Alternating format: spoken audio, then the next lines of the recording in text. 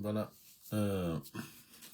Mes chers compatriotes, Ilo et la diaspora africaine, samedi 4 avril 2026, voilà, nous allons faire un live antenne libre, voilà, pour surtout prendre l'opinion des Guinéens concernant l'actualité. Donc, nous avons vu où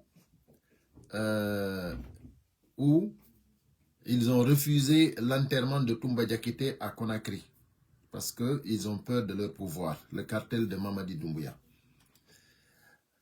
Donc, haray musibian on a hakke hande ko antenne libre kadi yewta fi actualité on yi ko be sali fi Mamadi Doumbouya fi Toumba Souré Conakry bay be huli fi wata pouvoir mabbe on hebu problème bay be andi Toumba imbe buy no hidimo. Donc yewtay fi dun don donc mo be kadi heben actualité on kadi mo be jonna opinion mum voilà donc haray hande ko ante non ko fi mo Diallo Abdoul jarama haray fi crise de liquidité on kadi haray ko mo be modon kadi no wawi haalude ko andi e mudum parce que en andi sattende ari lagine en andi sattende ari lagine donc voilà Amadou Bari ankadi a jarama donc haray met wade cœur jidin sendite moƴƴa message on en yewtay kadi fi président Cellou Dalein Diallo ko be yeyi Gambie hiwrogol fatunde en yi ton kadi mouvement himbe ben en nani kadi détracteur be himbe be andanda hoorema ni hande be anda ko fewndi en nani kadi critique ji envers ça donc ko himbe haraka haalobe ka haala ko mi wolata do mi hewtinama yewtereji en yewtay fi dum kadi sincèrement no yurmi ha feƴƴiti ko leydi men din fewndi do no yurmi ha feƴƴiti donc haray en salmini do fou kala ardo partage o live do haray o salminama kere kere kala waddo keurji din haray o salminama kere kere voilà voilà haray den salmina fou hara en accali hay goto donc haray Amadou Bari haray ko en goto inchallah ko en wakkilo en fou meden Mamadou Wuri haray on jarama on fou modon si nama antenne libre haray ko fi vraiment yen échange seeda donc haray mi dara mi kadi no mi senditira do live on voilà senditemo fuddo den antenne libre voilà donc haray musibbe wata goto e modon tajo ta goto e modon tajo je vous assure que faut moƴƴay inchallah ta goto tajo no wodi himɓe buyɓe annanda hoorema ni kamɓe si situation ji ɗin satti tum ɓe taƴoto quoi c'est pas bon baton taƴo baton taƴo nani les choses vont changer inchallah goɗɗo no duwa gonɗinɗe goɗɗo no duwa vraiment ɗumannade honno hoolagol Allah ko goto hoolo kadi hoore muɗum hara yawitaki hoore muɗum hande noon ko ɗum noon enen heɓuɗen on malheur donc jamanu no yehi yawiti hay hoore mum donc haray wana ko himɓe wona warede kadi angal sécurité on donc miɗo waɗani en proposition jama on buyi haray hawri e message on haray noon woɓɓe hawrali e mum donc haray toujours ko ɗum waɗi heɗintingol ngol yewta fi muɗum manam fiyen waɗu comment dirais-je ville morte mercredi jeudi et vendredi no satti mais kono c'est une nécessité no moƴƴani en ɗo ko wona fewtede ɗo ko jooɗiɓe ko memɓe haray sendite moƴƴa message on kala marɗo musidɗo yo noddu ndaren mo be meɗen waɗa ko wawi ko wo si mo be meɗen waɗi ko wawi ko ɓeɗo ɓe joɗota koye hoore meɗen ɓe watta en baaɗi mais hande ko ɗum woni hande hiɗen accani ɓe hiɓe wadde kala ko ɓe faala hiɓe wadde kala ko ɓe faala ko parce que enen hiɗen acci donc awa hara e musidɓe am si tawi on yii hay fure tumba on no ɗenƴini ɓe on andi ɓeɗo ɓe laamaki on andi ɓeɗo doole maɓɓe ɗen kamɓe tigi ɓe hoolaki doole maɓɓe ɗen on andi ɗum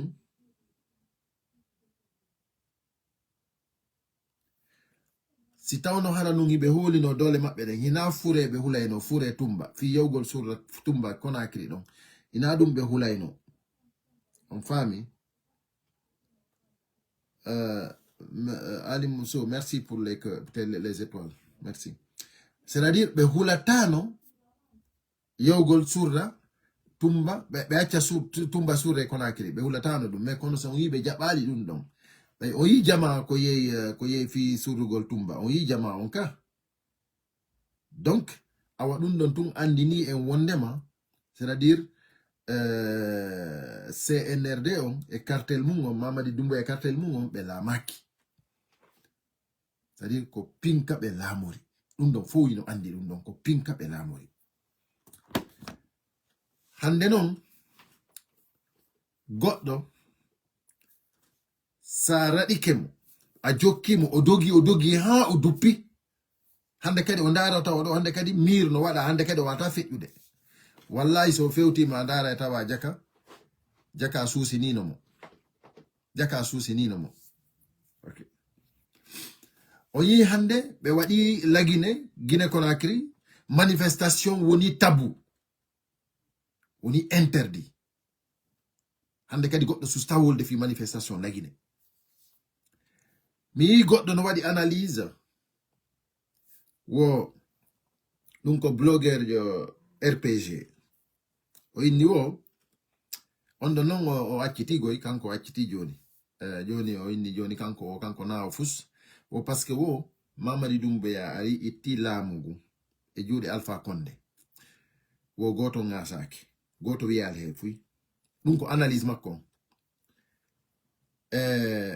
wo ari o wadi référendaire wo duma o itti duma hono entelan ni radio ji di fo dan ni hay goto ngejjali wo nangi be ko société civile o maribe hay goto ngejjali o wari Sadiba hay goto ngejjali o wari mi yejjiti hombo o soki Aliou Ba hay goto ngejjali o wadi référendaire hay goto ngejjali o wadi présidentiel hay goto ngejjali o wadi investisseur makko hay goto ngejjali o inni wo kanko ko hombo simo empêche Mamadi Doumbouya ça veut dire que hande kadi ko foyo rally yo parce que o wadi fo hay goto ngejjali on andi ko analyse makko mais kono analyse makko no rabbidi parce que déjà ko inni o wari o jetti lamugo hay goto ngejjali ko fenande waro jetti lamugo o tay opposition wonnobe revendikude be bendon den tawtimo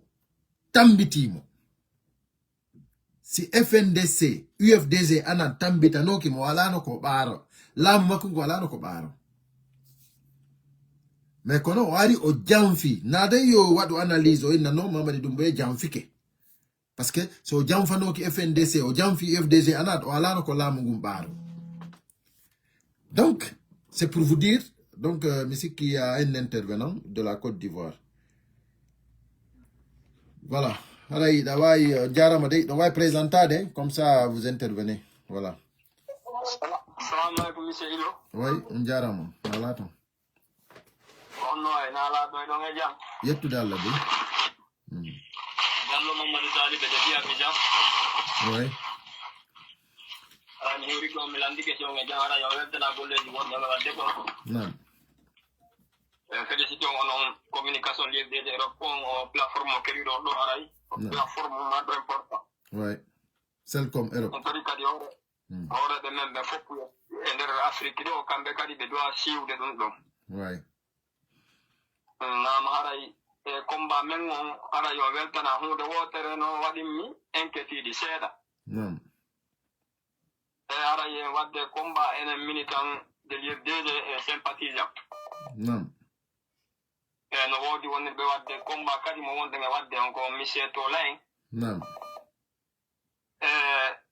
monsieur Modi Sori Bari nam kono haray no wani mi wasi no waɗani en senditagol est ce que haray no woodi ko jokka fino onon ɗo fof woniron hunde wotere enen fof waɗen combat goto ɗum ɗon haray no anini mi moƴƴa noon par ce que yigo yimɓe fof no waɗi combat objectif goto tawa kono mo ɓeno e wasi no yaari sengo nam haray ɗum ɗon mi ƴaninimmi nam c'est très bien ko souligne ɗaɗo ko c'est très bien ɓay hande ko antenne libre mo be si naati ko woni ko ŋaŋi ɗum kon wowla ko ɗum waɗi si waɗa antenne libre donc haray ɗen bange ɗon min komi wawma wiide hay fus ala kay waɗede fino ɗum ɗon wonira hunde wotere par ce que hina ko duwa wonde hunde wotere par ce que gollugol fi leñol e gollugol fi parti national na gotum donc hande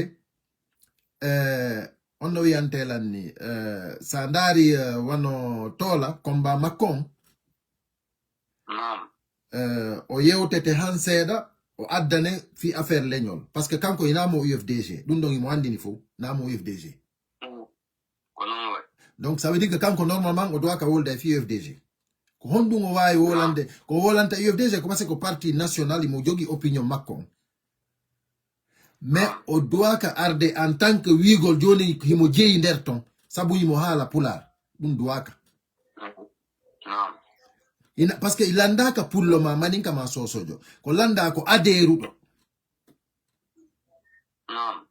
hay sa ala non kartal mangal siɗa adere e idéologie on iɗa wawi opinion de wowla est ce que a faami jeeyinkinoɗa par ce que hara yiɗa jeeyi par ce que yiɗa tawa e idéologie on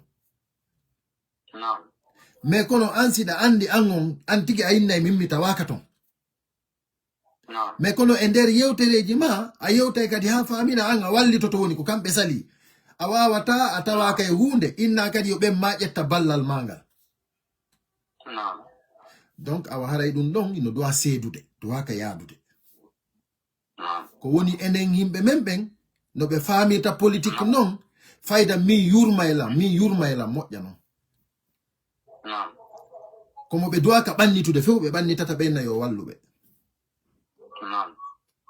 donc hande min ko welaynolan hara sifa wano woɓɓe ɓe andanɗa hoore mani ɓe yaada idéologie parti UFDG on ma leader jo parti on mais ɓe yaa ɓe créa goɗɗum ko andanɗa hoore mani ɗum ɗo ɗen kadi par ce que fof no woni libre koko hawta lagine koko hawta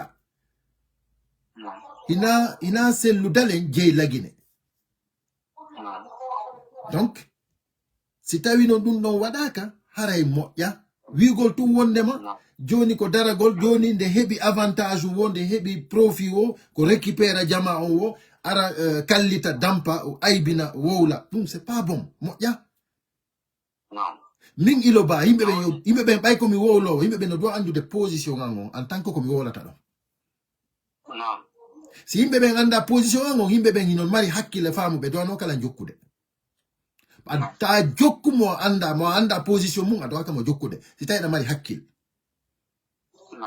sina ɗum on tigi haalante min ko ɗo mi jeeya ko ɗo mi tawa min koye ɗum ɗo mi woni sikko fi leñol ɗum ɗon on hiɗen andi leñol ngol e politique on dowaka yaadude par ce que sina ɗum haray ko ene woni e bonnande hoore men voilà haray ɗen bange ɗon ko ɗum ɗon mi mari kon mi yewtama jom no faala ɓeyde ɗo question jiɗi ɗum jippo ɓaynamin toni ka antel way waɗu question goto accane woɓɓe no noddude quoi ko daɓɓi fof joni haray wano ko ɓeyniɗoɓe dissolution l'UFDG ɗo ko est ce que haray ko humpiɗi ɗon kon l'UFDG no mari attention portugol plainte ka cour suprême deuxiéme on haray no woodi sukaɓe buyiɓe hoolino ɗon tigi hoolino wonɓe e o candidat élection ji maɓɓe ɗo candidat ɗum ɗo indépendant haray ko on ɗum marɗum ko yewton jama on fi ɓen ɗon e bange ɗum ɗon haray do yaafini ko ɗiɗo ɗiɗi. Merci beaucoup. Fi affaire hono yantelanni wigol UFDG portay plainte maɗuma hande e nder institution Guinée on hay fus ala ko l'UFDG waɗa e nder la Guinée ko yeyi e fi saria ma ɗuma parce que hay fus en reconnaît ça ton déjà hari en waɗi déjà en waɗino déjà donc ɓay noon saria ala ɓe andini en saria ala ko ɗum waɗi si ɓe jonni en délai ɗo ha mois de mai fi régularisugol situation ji ɗin après ɓe dari ado kadi délai mo ɓe jonni on ɓe indi ɓe waɗi dissous ça veut dire que saria ala hande kadi fami donc joni noon fi ɓe yimɓe wonɓe yawde tawaɓe UFDG wonɓe yawde comment dirais-je wonɓe yawde tawe o ɗi législative ji ɗum ɗon ko bonne nouvelle fi meɗen bonne nouvelle ɗum ɗon kala anduɗo goɗɗum yiɗuɗo UFDG andi ko faala ino andi ɗum ko bonne nouvelle parce que siɗa ɗaɓɓude deeli ɗin tigi deeli ɗin ko nder parti ko ɓen fou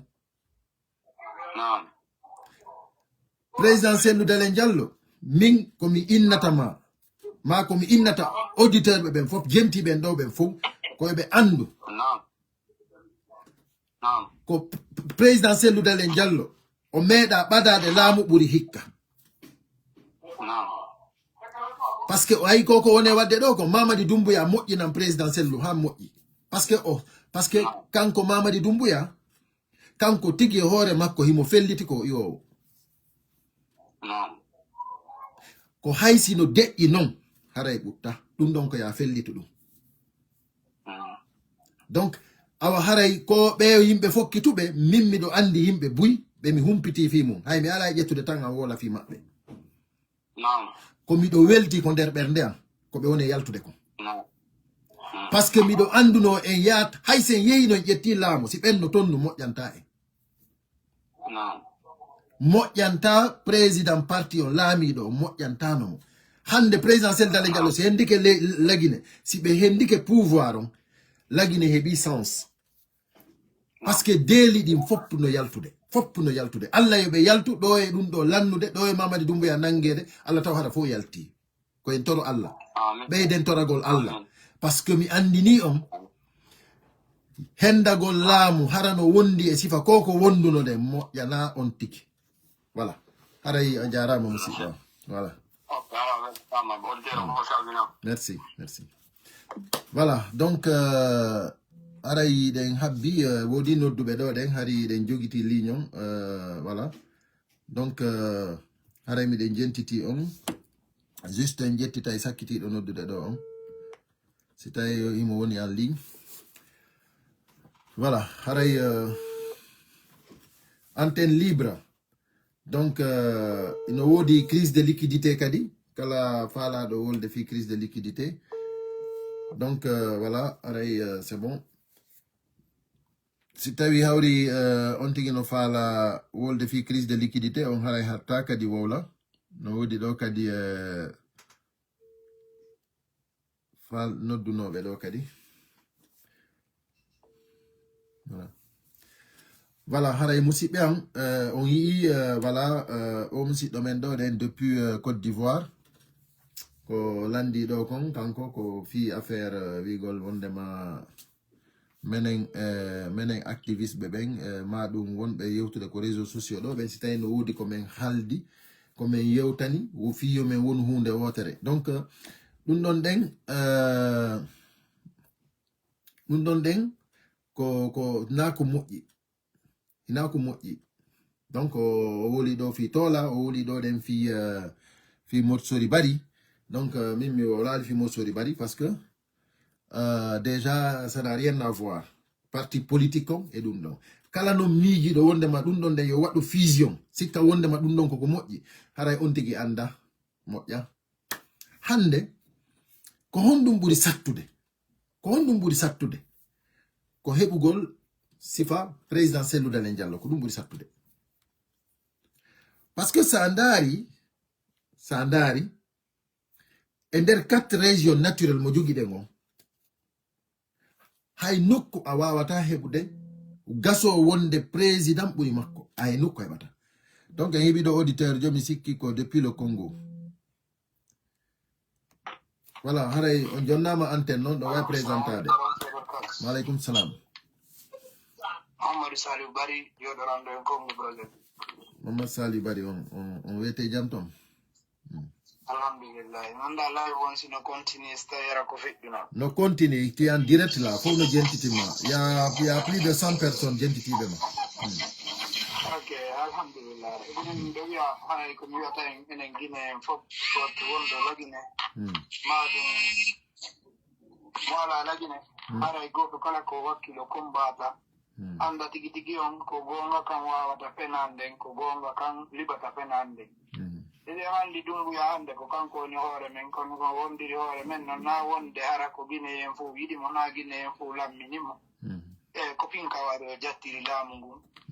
O wondani en ka Quran o wondani en ka o wondi e Bible o wondi e Quran o wi o respectai o respecta fi innugol bay haray généroji warama leader politique radama société civile nangama sokama jama décourage to fi ɗum jama décourage hande ɓe wi ñande hoolida wiida wama haala ko nden ñande ɓurɗa jasude continent combat men inchallah silludare ngewtay ka pouvoir ko nangata ɗum ɓuya ko ngaray ha tawa mo Sékou Touré ya ñande o sikkata imaginez-vous donc sen ndaari wano o majunoɗo soti ka oto makko ñande wartunoɗo yoni stano ko falnoɗo mo warde nde ñande waraynomo cela veut dire que wona sécurité kanko e hoore makko jon noon min mi condanta faydi président ko entourage de président mi condanta Dieu merci, gonga ko wiɗon ɗo gon sen arno ka pouvoir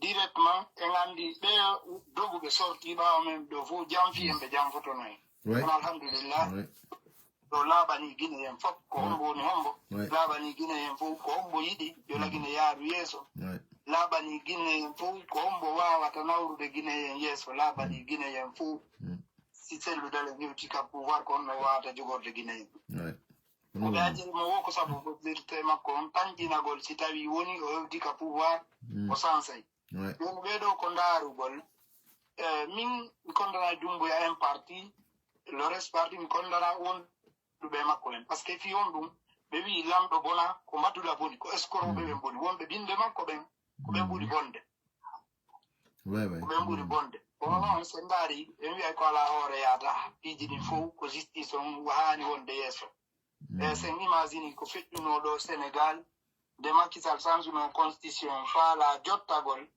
kono heno no ɓe waɗino kon no ɓe fof ɓe dari ɓe woni contre ɓe ɓuloki mo o yahaali hay si tawi woni o wonɗo ɗo wawali lamorde no oɗo lamorno noon quand même alhamdulillah wawi feƴƴude e jaam kamɓe démocratie maɓɓe on no continue enen se ndaari parmi e nder Afrique settuɓe indépendant ɓe hay sen wona premier hiɗen tawa kono pawenen ɓuri wonde retard fi hon ɗum arɓe ɓe nunɗa miɗo woni d' accord kay mi wona d' accord kay ka yimɓe ɓen wiyata ɗon le civil on est sué en Guinée. Moi je dis c'est faux, le civil n'est pas sué, c'est le militaire qui est sué parce que parmi les 6 présidents 4 présidents communautaires ko décidé joni kala wiɗo ɗon ko civil woni e sué ara ko fenande Ok, merci.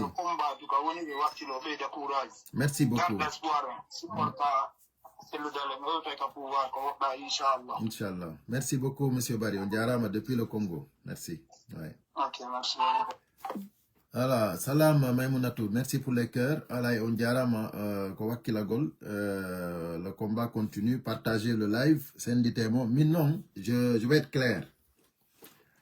Andi miara et mina, si mini ont partagé le live, mettez les cœurs, wopbe si kaido joni, parce que page on, ko fi yomiwa ou hebugol mboudi, parce que la monétise page on, ainsi de suite. Allez, nous donc ite donc hakilmon.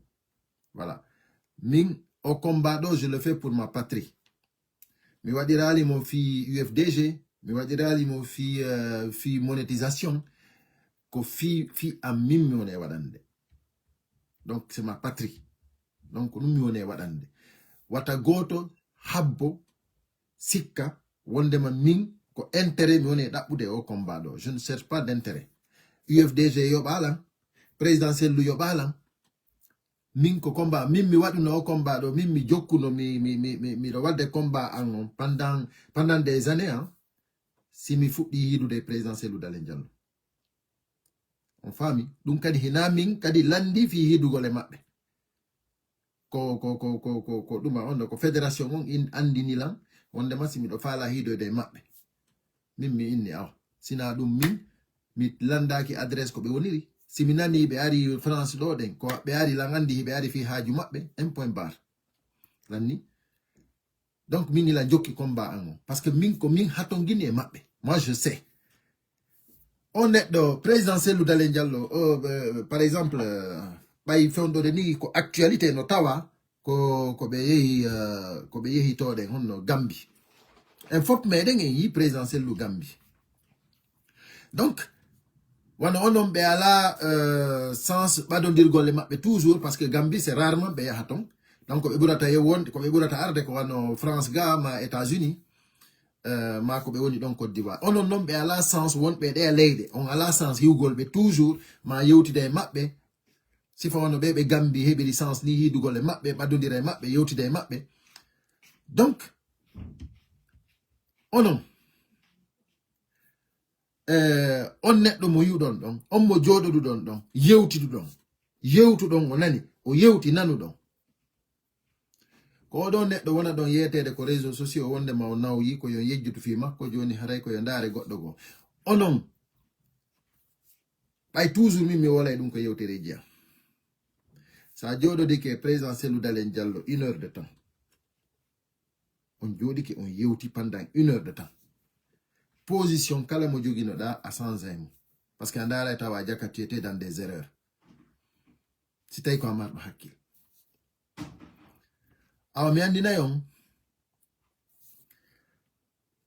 on est dedans c'est-à-dire c'est du diamant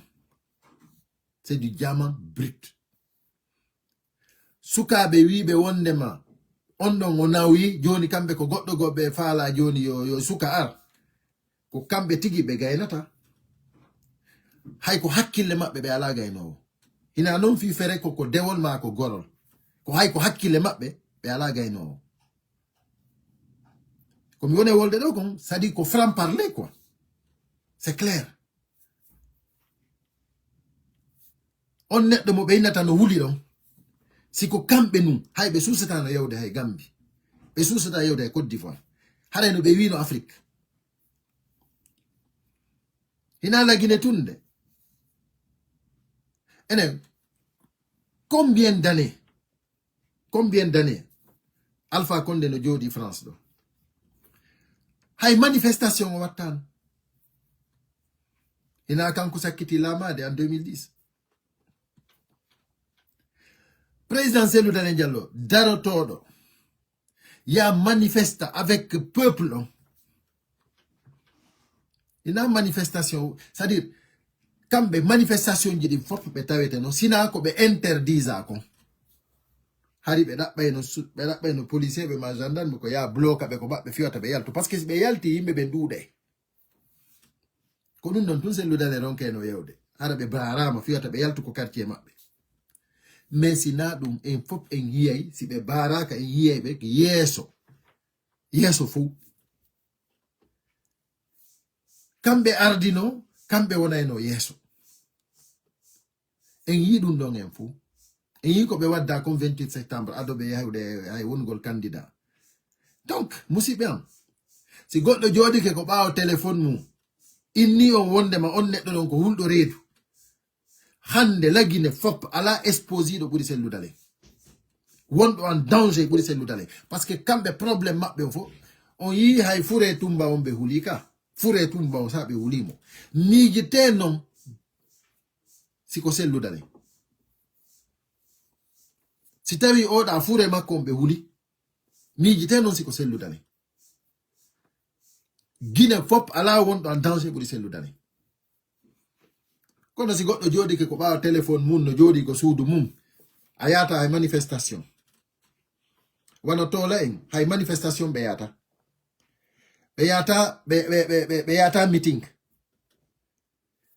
be hotata Afrique be mobiliser jama leadership mabbe on fop ko téléphone mabbe ko jodagol ko baaw téléphone mum wowla organisa wada duma ina fi wadugol do polémique hein? Moi je dis la vérité parce que ɓe are ɓe jooɗo ko ɓaawa téléphone ji maɓɓe ɓe aybina on neɗɗo ɗo présidentiel Dalen Diallo woɓɓe hannde fewndode ni sifa mes bari en no jooɗi honno yantela ni e plateforme ji maɓɓe ɗo ɗen hiɓe wola toon ɗen fi sellu Dalen. Est-ce qu'on famille? C'est incroyable. Il y a tout un auditeur, Diallo Aliou. Depuis Lyon, Aliou Diallo. Oui, monsieur Illo, comment vous allez? Très bien, ça va là-bas?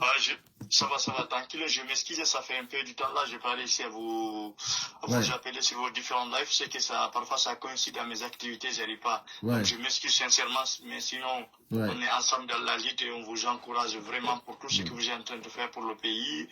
Et voilà pour le rappel, parce qu'on dit souvent le rappel, ça aide les croyants à aller en avant. Donc merci pour le rappel et surtout du courage. Donc là, j'ai écouté un peu votre intervention sur le cas de notre leader Ella Seydou Dalen Diallo. J'ai aussi écouté son discours à Gambie. Franchement, non seulement c'est encourageant et tout ce qu'il a expliqué sur ce discours, c'est que c'est motivant, Vraiment, c'est une très bonne chose. Et moi, je reste persuadé avec la volonté de dire on va y arriver. Personne ne doit nous décourager et on va y arriver. Quelles que soient les difficultés, ce qui est plus important, c'est de rester intact. Comme vous le savez, il n'y a pas un homme politique qui n'a pas de défaut, mais il y a des hommes politiques qui n'ont pas de conviction. Et nous, on a une conviction. Notre conviction, c'est quoi? C'est qu'on s'est battu depuis des années et des années. Il y a eu beaucoup de personnes qui ont été tuées. Pour les convictions que nous avons, notre objectif, c'est de ne pas changer cela. Et avec la volonté de dire, on va y arriver. Vous, de votre côté, vous avez beaucoup de visibilité. Les gens vous écoutent. Continuez de rappeler les gens pour que les gens sachent qu'il y a toujours des personnes qui sont là, qui n'oublient pas les combats que nous avons menés et on va y arriver. Encore une fois, merci et on vous encourage sincèrement. Merci beaucoup, Aliou. C'est vraiment gentil. Merci. Ok, donc voilà, nous allons continuer. Il y a Anti-Injustice qui demande c'est quoi le problème entre moi et Tola. Entre moi et Tola, le problème c'est que lui, il veut dénigrer mon président, mon leader à moi. Voilà. Président Seydou Dalen Diallo. Non, mais c'est terminé ça. La récréation est terminée. So ari o wadi live o jodi ke fi alaji sellu mi ara jangumo ça va être le pur. C'est terminé. Dum non lanni. Ko jodoto o wada pause ji, o wada film ji, o zuwa film ji, o wola fi sellu dénigra sifa ko feji do ko. O live makko feji do dimanche feji do. Ça ne marchera plus. Parce qu'il ne peut pas rester derrière son téléphone avec son frappe et dénigrer notre président, notre leader. Nous ne sommes pas fous. Entre Ming et Macron, on devait se donner la main. Nous donc, si tu as haudi, on tigi hida andi position Macron, hida andi ko fala, kon hada hido wa yadude. Mimi wa wata yadude si fabedo. J'ai tout fait pour aller avec eux. J'ai tout fait. Avec tous les blogueurs. Kono Ming hande kadi. Les blogueurs malhonnêtes, les blogueurs que je ne connais pas leur position. Mais si je andi quoi Alpha Condé wonduda, il est wa yadude. Hara hilan andi a dénigrata opposition. Mais Ming acca ko woni wata ko opposition darti be ngula amudo dénigrata Ming e yadata fes. Min fendo ko kala wondude Mamadi Doumbouya ko ommi dénigrata ko ommi wolta film ko ommi jettata tan ande enen ko himbe woni warede ko men crise de liquidité kidnappé prisonnier hono entelani innocent enen goddo no wawi jodagol tawa ala ko wola sina fi sellu inna wondama on il faut que vous vous donnez la main mais jonnindirta juude c'est terminé ça la récréation est terminée. Mais je défie frère Tola, yo yaltu. So yalti jango hande, je sors demain. C'est comme ça maintenant, c'est terminé ça. Minduno hinanon kanko tunga. Woni kanko, woni hombode. Que tu sois, yo tautunga ko fi Seydou Dalen yaltu da wolgol. Moi je ne pardonne plus ça, c'est terminé ça. Parce que mi andi ko bewre be wonde. E yawre, sabu hondo, sabu ko be pullo. Odo wadi nyanden si mi indi sagu annon hara présidentiel lu hara na pullo no. Hara ko maninka jonu ma so sojo sa. Hara himo way wono be way doni parce que mimi jokira parti UFDG fi leñol min ko mi pullo mais kono nafi parce que ko mi pullo mi jokirbe non c'est parce que cellu y a pas mieux que lui actuellement y a pas ala be jotto do den be jaabe be sabota Voilà, il y a anti-injustice. Voilà, tu as compris maintenant. Réponse du berger à la bergère. C'est terminé. Wallahi, mi akata hande kadi. Mesbari, hino doden. So, ibe wadi plateforme. Ala ko be wadi ko sabotugol. Sellu dalen. Ko ndo woni golle mabbe. C'est ça. Wo hono yantalandi. Wo sellu naga ino. Mimmi inni. A jokki goddo hanga inni antigi o gaynata joni non accitumo jokka goddo go mo falda wo hari wayatuma himo wadde promotion Sadio Bari wondo Allemagne opposant o wadi mo promotion don den waye on be ronki mo ha jabande candidature be ni wo il n'est même pas encore guinéen. Il y a des documents qui manquent pour certifier qu'il est vraiment un guinéen. Donc quand Mamadi Doumbouya est un criminel, c'est-à-dire un voyou. Donc, quand il est guinéen. Quand Sadio Bari, il n'est pas guinéen. Mais Jabanali. Johnny, quand on a des promotions, ko hondum après bewabi, ko réplique hombo bewadi. Ko recours hombo bewadi. Hay manifestation be sousata inni to des manifestations. Hay dum be sousata. Le droit le plus absolu dans le monde, manifestation. Be sousata hay wolde fidu. Joni non kambe ko be innu non kambe ko kambe woni gaynobe ben sellu woni gaynata. Donc nous wadi simi inni bewre den c'est terminé. C'est terminé. Donc awa haray min ko lagine mi woni defandude. Ina hay sellu dalen ko parce que mi do andi yo alla dando ronkude lama de lagine. Min mi tawama e génération andube fi sellu dalen. Donc bay non mi yehi non han der ton mi humpitike ko woni der ton kon mi andi kanko neddo tiki ko kanko woni hombo. J'ai tout compris. Donc mi andi déjà ko buri kon ko woni dum nan ko himbe hudabe, c'est des sauvages. Comme inuma la récréation est terminée. Comme inuma ko sauvage yo tun jodo to tawa ala ko wada sina critique gol seldu dalen fondo do de ni ko réseaux sociaux hara ko jeado lagine. Et puis la majeure partie ko jibinande heba be lagine ton ari occident ma yalti aventure. Guinéenjo heba do à l'étranger, jandi à l'étranger. Ender sappo sa heba e goto yalto o wola sifa ko be watta kon hara ko goto hebata ender sappo. Sino wodi. Sina dum tout le monde no andi vraiment hande criminalité wondo lagine on. Awa wata hide darani do bedo de hino opposi e bedo de an yalta e ay bingol on. Ko dum warti mini c'est des sauvages. C'est des maudits. Mais on ne va plus tolérer ça, c'est terminé. Mimon lagine fo atche mimi atchata. Fi on no hatta mi atcha parce que ko conscience en on woni jabata. Parce que même pour moi, ils sont des zéros. Wana oya Modi Alpha Afrique du Sud. Kambe kadi be wo yaltude ko plateforme ji wo la fi sellu. Nyande mi wadani be yewtere. Parce que teddungal mola nangal hakkunde amen. Mi wadani be yewtere mi ni be. Yobe addu leader pour do sellu. Si be fuddo ay bingol sellu, ma si be continue ay bingol sellu. Si tayi be ala leader de go, yobe terto. C'est pas la solution. Be jodi ke kambe on joni be fuddike non créer go leader de mabbe. Be fuddike joni wadgol promotion leader de mabbe on. Ko Cerno Yaya Jallo be woni wadde promotion mi humpitike e be wadande Cerno Yaya promotion ko tabital pulako. Pour que vraiment il soit le leader qu'il doit être. Voilà. Donc j'approuve. Mobeyo daro wakilo wada ko wawi ko. C'est da jogi leader jo. Wo la fi leader jo mao. Mais hara hinaya jokku dartibe fondo do ben hande si tawno hara non présidentiel lo alano. Mais hara no lanni Mamadi Doumbouya hara no c'est fini goto wawata mi jogolit. Parce que hina jogagol arme ko dum woni jama on anda mi boyi on yewtude wi mi sida jogi arme hara ko arme riche on fop jogida tu n'as pas la force.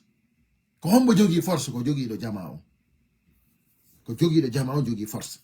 C'est des mum. On fop mo don on yi do den hanki do den selludalen ko duma. Hay goto nodditaka do. Hay goto nodditaka, hay goto wadanaka. C'est-à-dire communiquer selludalen tel jour ara nyalande kari do nde julire do madum nde nokkure do en fop are en fotten don den jabbodem mo. Mais non. Spontanément ko ni yimbe be noddidiri ari, tu vois. Et pourtant hande kambe do den laami be wibe no laami lagine ben kala e mabbe yaho do den e leydi d'abord a nodday 1 mois avant ma 2 mois avant wallite la mobilisation jama mi yahay nyalande kari anga e bindira e Allah ya ladu. Donc onon si tayi don sabutu de sellu menen ara no kirda men fi hondo parce que menen andi ko dewol mon e ko gorol mon ngala buri makko. Le jogi kotira wiete do koto wuri Allah hinno feƴƴini mo timmi Madina sonke ko amen sonke wiete no do wuri o feƴƴinino e yoyi koto wuri togeta do be inna mo ustaas wuri o inna no lammiñam minala o inna mi wo ay dum wo ko nayla ko dum be innata nayla wo nayla ina ko bandu wallahi mi jodi ke mi analyse ha mi taw jaka ko gonga makko jako gonga ko to wori nayla c'est-à-dire hina wigo odo no fandi ko nayla na jaka fandugol hina nayla ko jikko e comportement woni nayla sérieusement sa yi alaji sellu ko jodi be ala bandu mais awawata hiwde ko alaji solli jodi innabe nayla non ko moko ba dimo sincèrement mi taw koto wuri ko wola no lan ko gonga ka jaka nayla hinawigol on tigi no jogi banduma no fande jaka nayla ko jikko e comportement onon be jodotobe sabotugol sellu inna menen siko imam dum ko haaju makko menen siko mimmi taw no yurmi quoi jaka hudado wata Allah hukkindiro few ko dum woni kuddi ko jogoto sifa selludalen hala sifa mamadi dumbo yano lamima tawa ala ammo critique sina selludalen dum ko kuddi e sauvage yagal.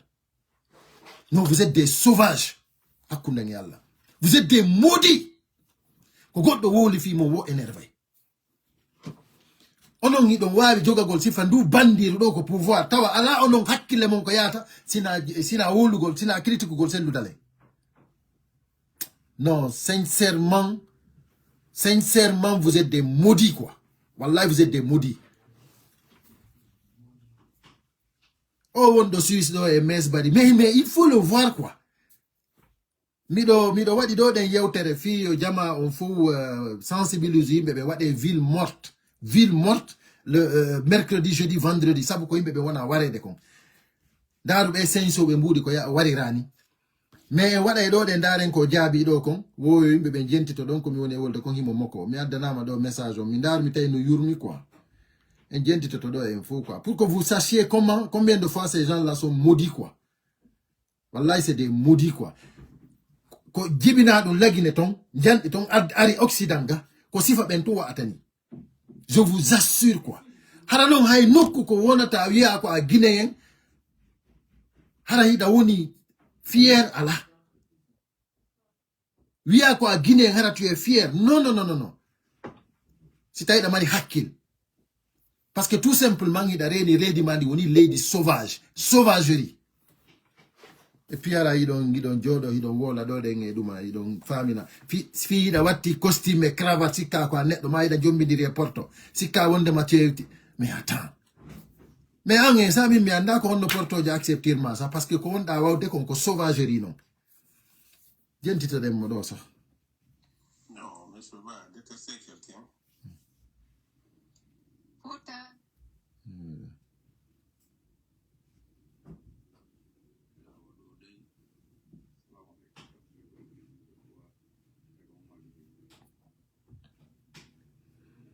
Anda un message au quoi parce que là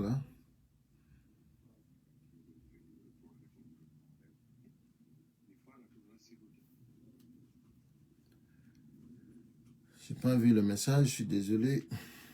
Non. Je pense qu'il est là. Ok, hein. Ah, send tes messages, on va écouter. C'est juste pour que parce que récréation, on l'a dit, quoi, c'est terminé là. Les gens là, il faut les dire la vérité, quoi. Voilà. International la rami tan comme le lando sala mo mi audio frère Mendo ko audio an ñoƴƴi woy mo wolude jentite ko wolta ko woni yewte do no andi mon frère subenta kon soggo mayge ronkay bari business ko do you know goddo ko sayo kellante o amata so atti ha kello e ngami onno akkiti kellude so naati ko yon dibbu wala sayijo en ko TikTok do ko be wonaynoɓe ko privé ji ko menen woni kono cadre ko menen woni ni me yewdata e won ɗo joni ko ɓe woni arde onno waɗa débat ji ko TikTok. Donc, ko cellule de communication UFDG, celle comme Europe, on est saboté de nous. Quand nous sommes comme Woli, on n'a même pas la peine de l'écouter même. Quand nous sommes comme Woli, on a une fille, ville morte, de mercredi, jeudi, vendredi. Rien de cohérent, ni. Il y a Labano Gorko Bari, qui dit qu'à ton âge, voilà, tu racontes des conneries, quoi. Pareil. Il faut s'occuper, il faut s'opposer, mais il faut être objectif. Exactement, je m'oppose aux êtres humains, pas aux sauvages. Anani Abbas, je m'oppose aux êtres humains. Mais sauvagerie, criminalité, qu'on est de la Guinée. Si tu as vu Hauri, qu'on oppose à des ben en darantoda, moi je m'oppose à toi parce qu'elle m'a dit tu n'es pas humain. Elle m'a dit tu n'es pas humain. Donc nous wodi débat ko wadete no wodi ko débat do aka wadede onon non bayon sendindira dum don il faut ko andina don dum hande lagine ko fewndi don ko fop yo jogondir wonbe contre gouvernement o contre di bandiji do ko be fop be jogondir be ala choix ko don lagine fewndi mais kala mo yudano kallita opposition o andu c'est de la sauvagerie voilà parce que hewti don non joni parce que hande kadi en fop en yi personne n'est à l'abri, personne n'est en sécurité. Joni goto susata wolude a fami goto sadi goto mo beno habbi tour mum sa yalti ko ma bimbi tu n'es pas sûr de rentrer be wama warde ado a hewtude donc an si tawi awri ko ndo wonda wide il faut être objectif je suis objectif, c'est pour cela mon objectif c'est d'aller c'est contre ces criminels. Mon objectif je suis contre ces criminels. Ça c'est mon objectif. Kala non euti do ba indi qualité la don de ming ebe mi wondi ben. Mais là il a un problème maintenant parce que c'est terminé là. C'est terminé. Au sauvagerie mo be woni wadde do de di plateforme ji mabbe et aux réseaux sociaux. Ça c'est terminé. On dit you are a wola mais nous aussi on va parler maintenant parce que hari là nous me wolta. Hari là nous me ngachebe be wola ko be fala mais non c'est la politique mo be wol ko fala. Maintenant là, tu vas nous dire que tu es du CNRD, il n'y a pas de problème, on est adversaire. Parce que maintenant, comme on est contre moi, donc. Mais à tu es de l'opposition, on a opposition, on a combattu. Non, c'est pas possible, on n'acceptera plus ça. Anani, voilà, donc si tu as une objectivité, il faut être objectif. Moi, je suis très objectif. Voilà. Donc, on raconte des conneries, on a objectif. Voilà, parce que goto anda ko be fala. Donc, nous donnons des derton. Voilà, voilà, il faut savoir que proposition, comme on est saboté de donc, que fi inama mimi proposi wondema yo ville morte wade. Ville morte non, donc haisi mimi proposan.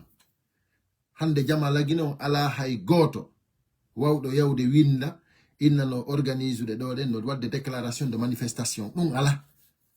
Parce que ça wadi dum be yahante don jemma be nabe hay goto andata ko yarda. Donc du moment que non joni en ala société civile fop radanoma en ala opposition fo waɗa noma parti ji fo waɗa noma disu parti ji wondi ton ko wondude mabbe joni si tawi heɓike goɗɗo wiiɗo wondema yo ville morte waɗe an si tawi a wonana on mba hunduko ma kon fanka si tawi na a sauvage si tawi tun hawri na a maudit parce que min si mi yiɗo goɗɗo tawaɗo e contre cartel Mamadi Doumbouya on so yaltiɗo den ko réseaux sociaux o woliɗo hondunde contre ɓeɗo min haysi mi wonanamo mi fankay je me tais je dis rien mi wonana mais kono ɓay tun ko contre Mamadi Doumbouya mi fanki mais kono an innala wondema tati connais ce que tu fais tu es objectif jamais tu n'es pas objectif tu es maudit mais tu es sauvage sina ɗum awa a suɓay ko yewta a suɓay ko critica koy sa ala fusko min si mi ari mi proposi ko mi proposi kon ko contre wiɓe no laamiɓe an sa ari koye a ɓeyditu ɗo si tawi an kadi ko a contre maɓɓe mais si tawi no an anda hay ko falɗa tu ne connais même pas qu'est-ce qu'on doit dire, qu'est-ce qu'on doit combattre, qu'est-ce qu'on doit faire, tu ne connais rien. Ko wawɗa o ko argol tun sabotage. Donc nous wadi sini inni c'est terminé maintenant la récréation. La way arde sabota on entela ni wola ko falla derrière ton téléphone, mais on a le droit de réplique aussi. Mais un jogi téléphone jamendi mais ngal mais way arde me wada réplique amé parce que tout le monde est libre de parler.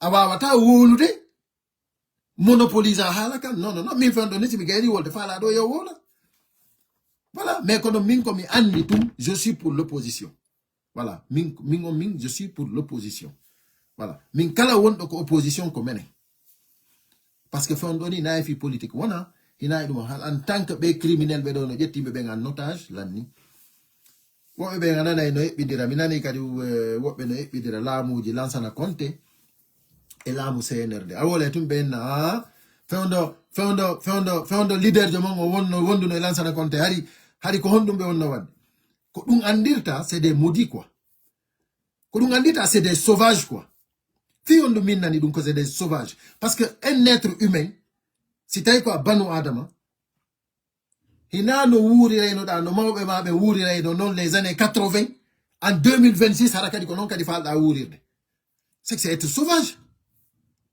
Sinon, on améliore.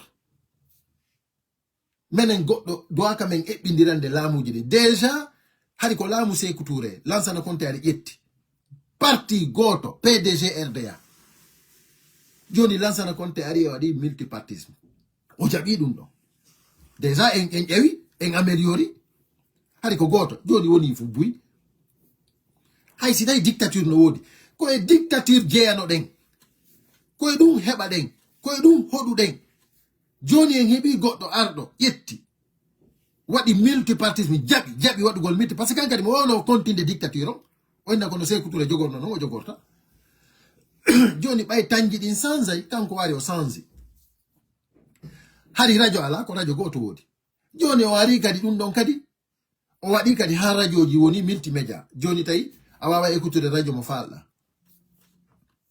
ye kadi e fewno makko kadi téléphone o ye kadi ha dum don kadi fo arita e joni a wawa hebude réseau a wawa hebude téléphone de puce areba ma duma sotelgi dum don fo améliorama joni aren non en 2026 bandiji sifa ɗiɗo laamo himɓe wonamɓe bawuri ɓe ndara ɓe tawa kamɓe kanko e bawuri wonu premier ministre o gouvernement ɗo ɓe tawa hiɓe wawi wiide leader de mongo fewndo wonno premier ministre Lansana Conté est ce que ko ɗum ɗo e ɗum ɗo ɓe waɗayno onon iɗo wawi eɓɓindirde ɗum hakkude mon e Allah innolla wondema kon yimɓe onon iɗo wawi eɓɓindirde laamu des années 80 et laamu 2026 hakkude mon e Allah hande réseaux sociaux no wodi tout est là clair ko falɗa andude wanday hari lawnu ɗum ɗon fof ala e hoore ko ɗum ɗon fof alano kon ils étaient plus clairvoyants que vous onon wonɓe jogiiɓe fof sur la main hande kala ko majjuma ɗo ɗen a wini chat GPT ɗo mo haalandema fof onon iɗon jogii e o jamanu ɗo tawon wondema vous pouvez nous parler des années 80 haɗa ɗon eɓɓidira laamuji alors que ɓen ɗon kamɓe beteke médiaji ɗin ɓe bonnano alors que beteke ɓe libéralise piiji ɗin alors que hari hande sifa o crise de liquidité meeda wadude onon tawnde bawuri dum do fop wadi onon yido ngebbinde laamuji din hande salarié be ngala hettude salaire mum a doit do yobede salaire mo 10 millions sa yehi be jonnama 2 millions maximum a doit do yobede 2 millions sa yehi be jonnama 500,000 ma 400,000 onon innon wondema hido way ebbindirde laamuji hande idon commandeur de mbuudi wa commandeur tobe maro onon o gouvernement do tawon hido way ebbidirde dum ko e laamuji fejjudi onon on avance naali en hay nokku onon on jetti mbuudi wodunodi fop on wadi référendaire on wadi duma élection présidentielle on jodi ke hay goto ala ko nyama hidon habbiti wondema ko matum laamo don wonon légitime on wonata légitime abada wonata légitime personne ne vous a élu. Vous êtes là parce que vous avez la force, parce que vous avez les armes. Vous gouvernez par les armes. Donc si vous avez hido way changer on va ta changer hanyande Mamadi Doumbouya itta parce que ko ittetedo. On femme si l'on va la soutenir mais vous allez regretter.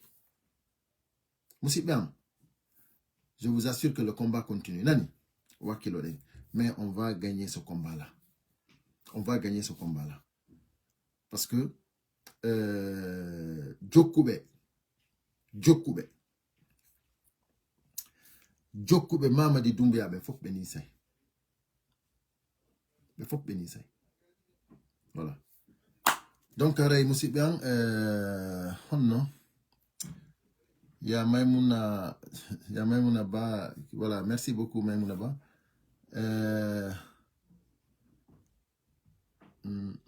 Mamadou Alpha.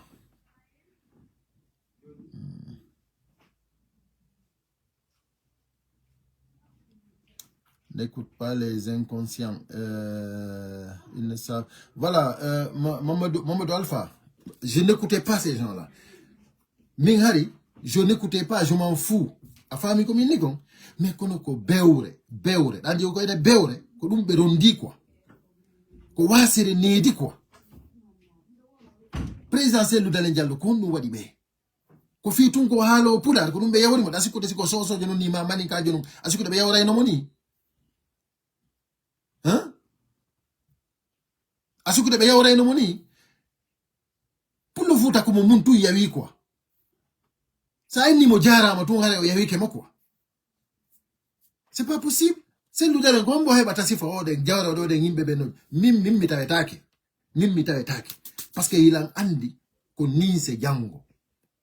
Ono be won be sabotude do sen ludale ko yalla dando goddo waddemo. Yalla dando Allah yettitude mo do. Wallahi billahi vous n'avez rien à dire demain. Vous n'avez rien à dire. Parce que ko dewol mo nge ko gorol mo ngay nokko ngala buri makko. Ko 4 régions ji mon naturel lagine fo ngala buri makko. Donc ça dit que ce que vous êtes en train de faire là ko ni se jango. Mais non baye meden andi dum don en tant qu'il vit là mais habota ko o maya sime wala ko me wolta ko. On va le dire maintenant. Et puis on va défendre maintenant. Mi do toro kadi kala andu do vraiment comme UFDG. Parce que enen UFDG on andu be ko UFDG ben. Dum na kay diri itata en don. Hina décret itata en don. Cede mu hanki fo yi Gambi. Décret wa ta itude lundo. Si vous êtes malade là, restez là-bas. Mais nous on sait ce qu'on veut. Donc voilà, je vais m'arrêter là parce que trop c'est trop. Mais déjà, le combat continue.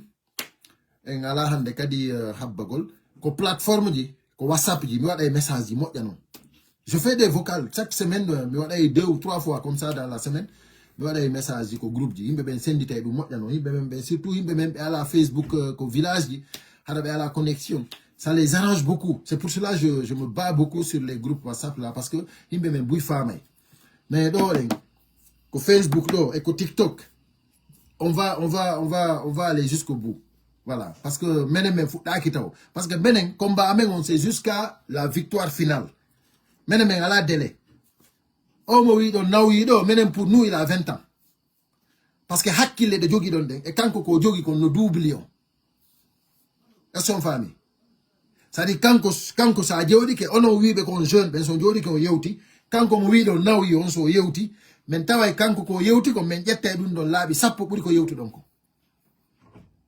propose donc kon kanko so propose proposition makko no buri proposition ji mondi et puis vous dites qu'il est vieux alors que vous ne pouvez rien proposer d'important hein? Vous ne pouvez rien faire, vous ne pouvez rien si c'est pas derrière votre téléphone.